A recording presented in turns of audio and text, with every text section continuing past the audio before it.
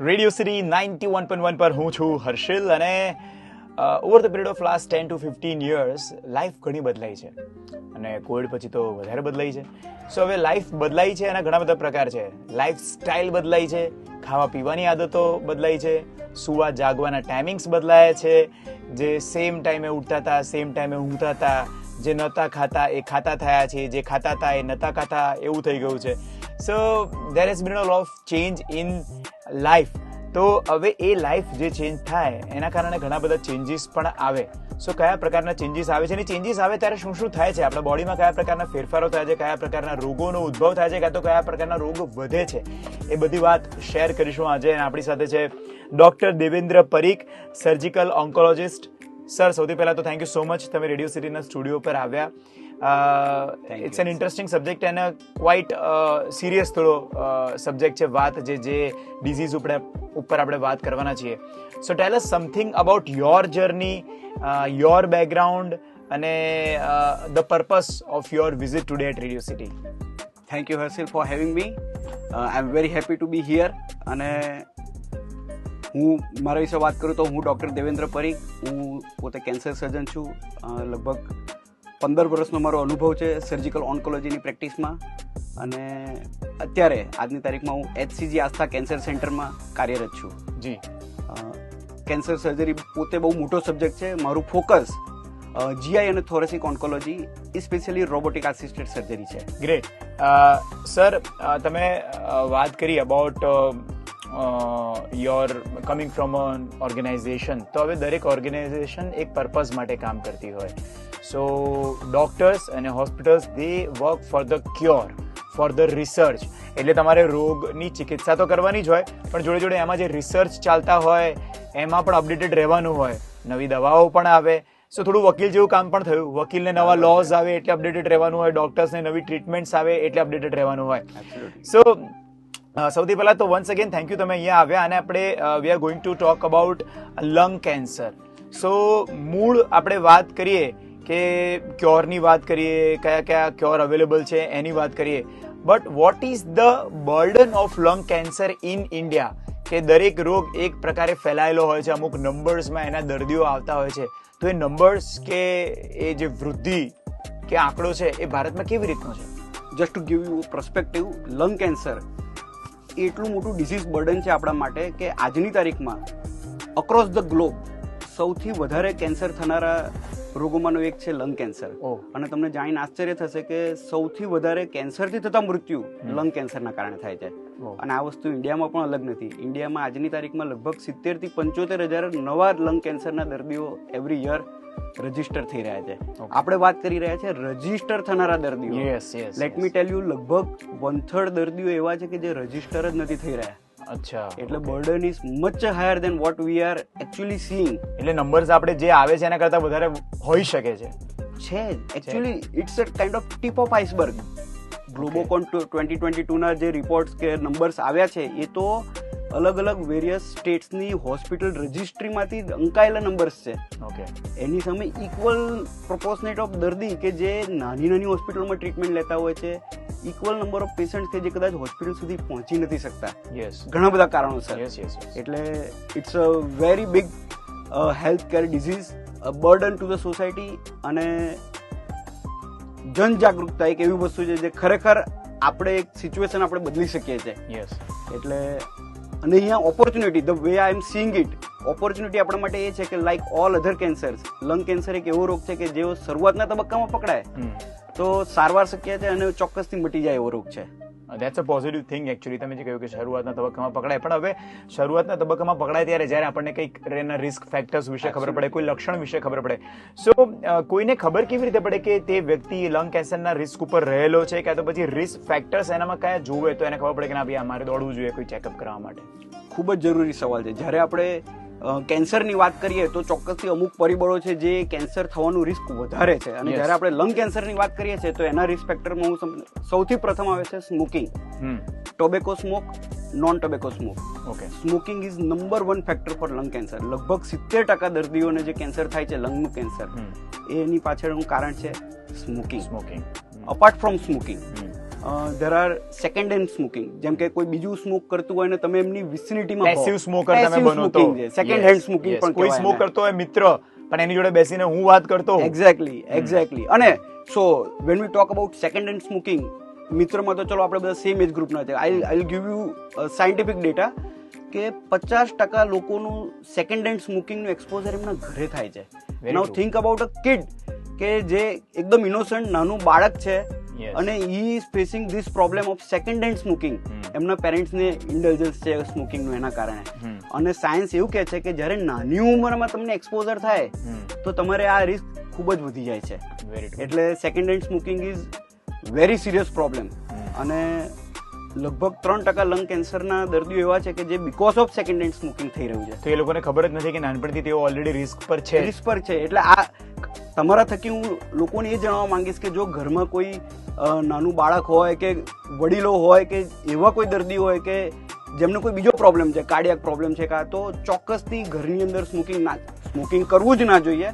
પણ જો કોઈને ખરેખર એની લત છે તો મેક શ્યોર કે તમારા થકી તમે કોઈ બીજાને નુકસાન ના કરો. આમાં એવું પણ આવી ગયું ને કે નાનપણમાં આપણે દાદાની બાજુમાં બેસવાના, દાદાને બીડી ફીંકવાની આદત હોય તો એ પણ પેસિવ સ્મોકર આપણે બની જઈએ અને આપણને એ નુકસાન કરે. અને પેસિવ સ્મોકિંગમાં બીજી એક વસ્તુ હું તમને કહીશ કે લોકોને એવું લાગે છે કે પેસિવ સ્મોકિંગ એટલે જ્યારે કોઈ સ્મોક કરી રહ્યું છે ત્યારે એની બાજુમાં ના બેસવું.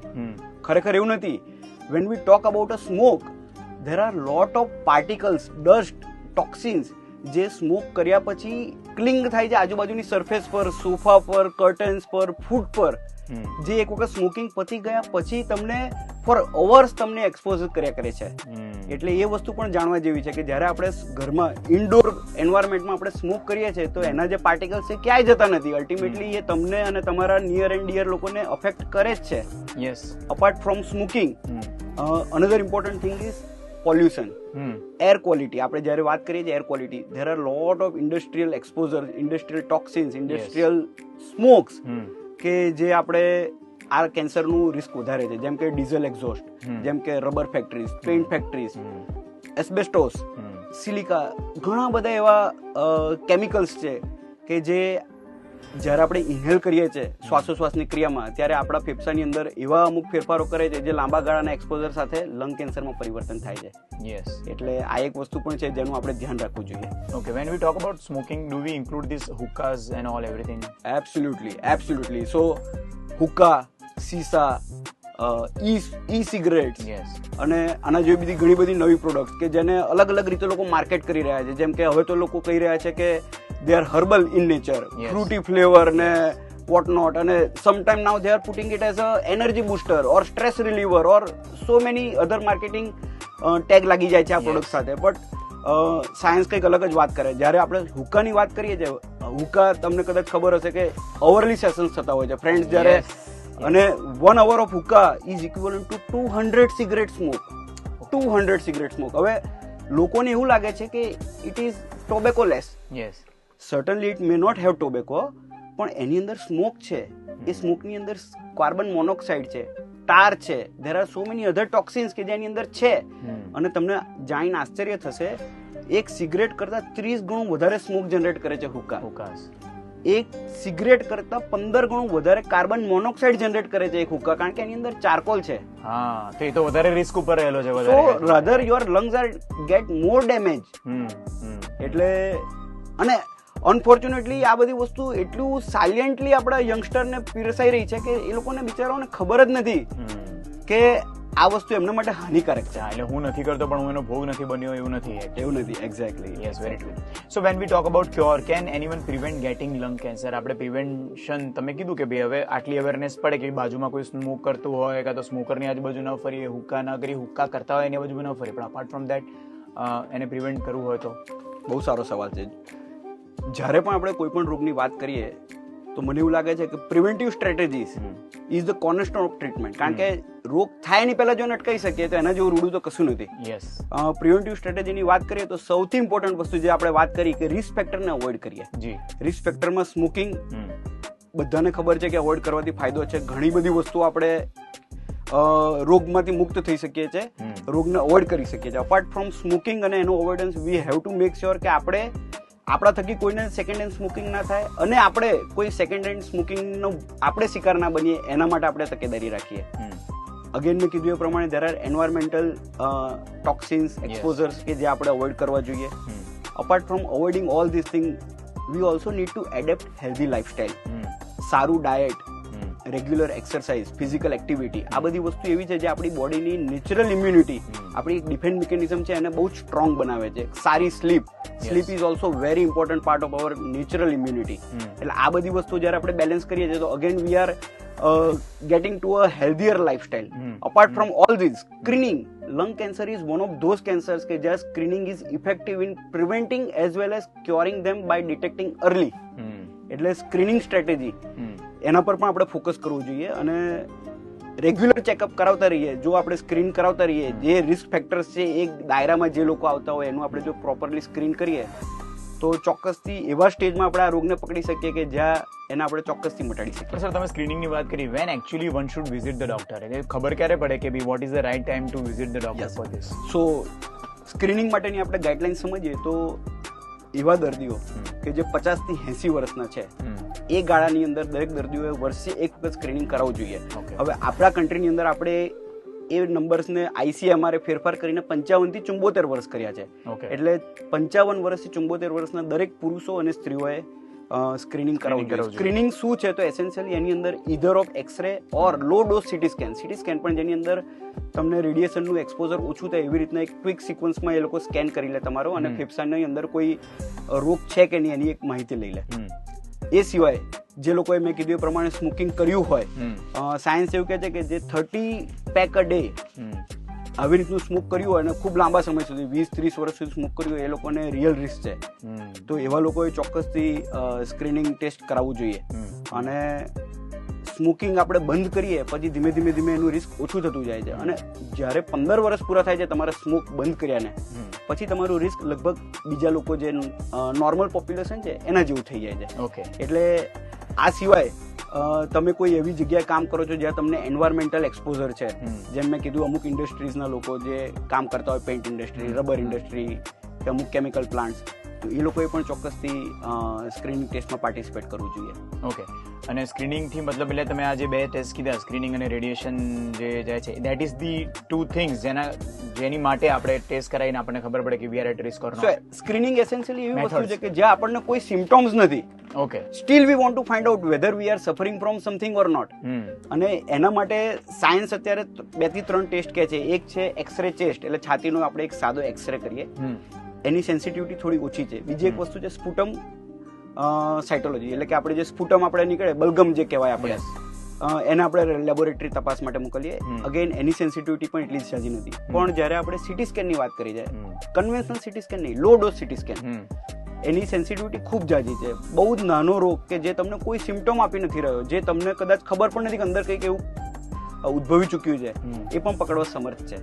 એટલે એવો low dose CT scan high risk પોપ્યુલેશનમાં કરવાથી ચોક્કસથી આપણે એક સારા રિઝલ્ટ અચીવ કરી શકીએ છીએ. ઓકે. અને લક્ષણો, ધારો કે નોર્મલ માણસની જિંદગી જીવે છે, એને લક્ષણો કેવી રીતે ખબર પડે કે મગજમાં રાખવા જોઈએ કે યાર મને આવું થાય છે તો મારે જવું જોઈએ? એ લક્ષણો કયા હોઈ શકે?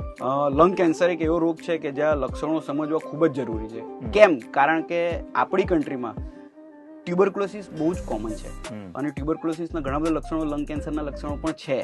અને એટલા માટે સહેજે લોકોને એવું થાય કે એમને લંગ કેન્સર નથી જ, પણ જો અમુક લક્ષણો જાણી રાખ્યા હોય તો એ લોકોને જ્યારે એ લક્ષણો પોતે ફેસ કરે તો એમને એક સ્ટ્રાઇક થાય કે ના, આપણે ડૉક્ટરની કે એક ઓપિનિયન લેવો જોઈએ. બરાબર છે. એ લક્ષણો છે સૂકી ખાંસી કે જે લગભગ 2 થી 3 અઠવાડિયા સુધી ચાલે, અથવા ઉધરસની અંદર લોહી આવવું, ગળફામાં લોહી આવવું, એ ખૂબ જ સિગ્નિફિકન્ટ સિમ્પટોમ છે. જો એ તમારે if anyone faces that problem they must see doctor. એ સિવાય રૂટીન એક્ટિવિટીમાં જેમાં પહેલા તમને શ્વાસ નહોતો ચડતો એમાં પણ શ્વાસ ચડવા માંડવો, અથવા તો છાતીમાં દુખાવો થવો, એ સ્પેશિયલી જ્યારે તમે ઊંડો શ્વાસ લો, ઊંડો શ્વાસ લેતા જો છાતીમાં દુખાવો થાય તો that is very significant, again directing towards lung related problem, may be cancer. એ સિવાય અવાજમાં ફેરફાર થઈ જવો, સતત વજનમાં ઘટાડો થવો, આ બધા ચિહ્નો છે. હું તમને અહીંયા એ વાત કહીશ કે શરૂઆતના તબક્કામાં મને કોઈ લક્ષણ ના હોય એવું બની શકે છે અને એટલા માટે સ્ક્રીનિંગ ઇમ્પોર્ટન્ટ છે. પણ એટ ધ સેમ ટાઈમ જો આ કોઈ લક્ષણ હોય તો ચોક્કસથી આપણે ડૉક્ટરને બતાવવું જોઈએ. Yes, very true. અને વન મોર ક્વેશ્ચન કે વેરિયસ ટ્રીટમેન્ટ ઓપ્શન્સ અવેલેબલ છે એની માટેના, તો કયા કયા ઓપ્શન્સ આપણા ત્યાં ભારતમાં અત્યારે અવેલેબલ છે which are new may be or scientifically proven, કે કયામાં સક્સેસ રેશિયો વધારે છે, એવા કયા છે અત્યારે? હર્ષિલભાઈ, હું તમને એક વસ્તુ કહીશ અને તમને પણ આનંદ થશે સાંભળીને કે આજની તારીખમાં અમદાવાદની અંદર દુનિયામાં અવેલેબલ દરેકે દરેક ટ્રીટમેન્ટ અવેલેબલ છે, અને એ પણ સ્ટેટ ઓફ ધ આર્ટ. એટલે કે જ્યારે આપણે વાત કરીએ લંગ કેન્સરની, લેટ છે લંગ કેન્સરની અંદર 4 મુખ્ય ટ્રીટમેન્ટો છે. એક છે સર્જિકલ ટ્રીટમેન્ટ કે જેની અંદર આપણે રોગને શરીરમાંથી ઓપરેશન કરીને કાઢીએ. એમાં લેટેસ્ટ ટેકનોલોજી આવી ગઈ, જેમ કે robotic assisted surgery, uniportal VATS assisted surgery, video assisted thoracoscopic surgery. આ દરેકે દરેક પ્રોસેસ અને એને લગતી સુવિધાઓ લગભગ 10 વર્ષથી અમદાવાદમાં અવેલેબલ છે, અને દરેકે દરેક ડોક્ટરોનો હવે જે આ પર્ટિક્યુલર ફિલ્ડમાં કામ કરે છે એમનો એક બહોળો અનુભવ થઈ ગયો છે કે જે વિશ્વ સ્તરની ટ્રીટમેન્ટ આપણે અમદાવાદમાં દાયકો પૂરો થઈ ગયો. એક્ઝેક્ટલી. ઓપરેશન સિવાય આપણે બીજી સારવારની વાત કરીએ તો તેમાં હવે કિમોથેરાપી, ઇમ્યુનોથેરાપી, ટાર્ગેટેડ થેરાપી, જેમ કે મેડિકલ ટ્રીટમેન્ટ બધી, એ બધી આપણે લંગ કેન્સરના દર્દીઓમાં આપણે ઓફર કરતા હોઈએ છીએ. એ સિવાય હવે radiation, targeted radiotherapy, SBRT, stereotactic body radiotherapy, એટલે વિવિધ પ્રકારની રેડિયેશનની લગતી ટ્રીટમેન્ટ. અગેન એ પણ છેલ્લા 2 દાયકાથી અમદાવાદની ઘણી બધી હોસ્પિટલમાં અવેલેબલ છે. અને હવે આજની તારીખે જ્યારે પણ આવા દર્દીઓ અમારી જોડે આવે છે ત્યારે અમે મલ્ટીડિસિપ્લિનરી ટીમ, એટલે કે કેન્સરના સર્જન, કેન્સરના medical oncologist, radiation oncologist, ઇન્ટરવેન્શનલ radiologist બધા ભેગા થઈને ડિસ્કસ કરીએ કે આ દર્દી માટે vote is the best line of treatment, અને પછી અમે એમની ટ્રીટમેન્ટ કરીએ. એવું હોઈ શકે કે દર્દી ટુ દર્દી ટ્રીટમેન્ટ અલગ રિસ્પોન્ડ કરે. ચોક્કસથી. દેર આર જ્યારે પણ આપણે લંગ કેન્સરની વાત કરીએ ત્યારે એ રોગનો પ્રકાર શું છે, એ દર્દીને રોગ કયા સ્ટેજમાં છે, ગાંઠની સાઇઝ શું છે, કઈ કઈ જગ્યાએ ફેલાયેલું છે, લોકલાઇઝ છે કે મેટાસ્ટેટિક છે, આ બધું જાણીએ. દર્દીની પરિસ્થિતિ શું છે, દર્દીની ઉંમર શું છે, એમને કોઈ બીજી કોમોર્બિડ કન્ડિશન છે કે નહીં, કઈ ટ્રીટમેન્ટ ટોલરેટ કરવા માટે એમનું બોડી સક્ષમ છે, આ બધા પરિબળોને આપણે નજરમાં રાખીએ અને એના પછી આપણે એમને ટ્રીટમેન્ટ ઓફર કરીએ. ઓકે. સો ટૂંકમાં વર્લ્ડમાં અત્યારે જે પણ લેટેસ્ટ ટ્રીટમેન્ટ છે એ બધી આપણા ત્યાં અમદાવાદમાં અવેલેબલ છે. So you do not have to go out for the treatment. In fact તમને જાણીને આશ્ચર્ય થશે કે અમદાવાદ નહીં પણ ગુજરાતની આજુબાજુના 4 થી 5 વેસ્ટર્ન ઇન્ડિયાના લગભગ દરેકે દરેક સ્ટેટ આજે અમદાવાદમાં આવી રહ્યા છે આ બધી treatment. We are already becoming or became medical hub, medical tourism માટેનું એક બહુ મોટું સેન્ટર અમદાવાદ ડેવલપ થઈ રહ્યું છે. Yes. And just wanted to add one question please. આને શું આપણા જીનને રિલેટેડ છે કે આગળ આનુવંશિક કહેવાય કે ન કહેવાય આ રોગને? લગભગ દરેકે દરેક કેન્સરમાં જીનેટિક મ્યુટેશન્સનો રોલ છે જ. અમુક રોગોમાં વધારે છે, અમુક રોગોમાં ઓછો છે.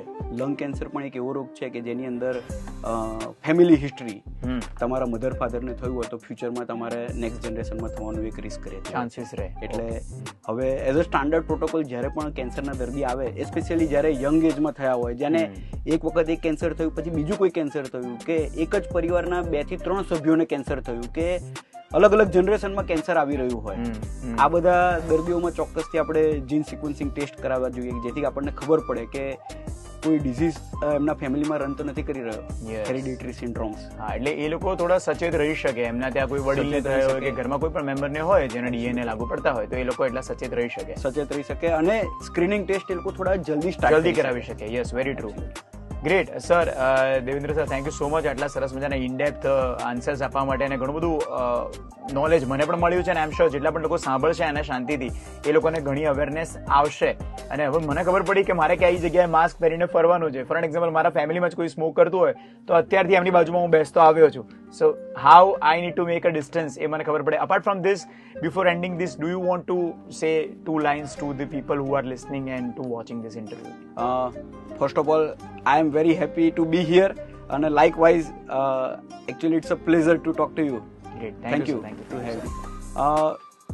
તમારા થકી હું એક જ મેસેજ આપવા માંગીશ કે જ્યારે પણ આપણે કોઈ પણ રોગની વાત કરીએ છીએ અને જ્યારે આટલા ગંભીર રોગોની વાત કરી રહ્યા હોય તો હંમેશા બ્રાઇટર સાઇડ જોવી જોઈએ. દરેક સિક્કાના 2 પહેલું હોય છે, રાઈટ? યસ. જ્યારે આપણે રોગની વાત કરીએ છીએ, ડિઝીઝની, તો એની સામે ડિટર્મિનેશનની વાત કરવાની, એ ડિઝીઝને લડવા માટે. યસ. જ્યારે આપણે સ્મોકિંગની વાત કરીએ છીએ તો એ સ્મોકિંગને સીઝ કરવા માટે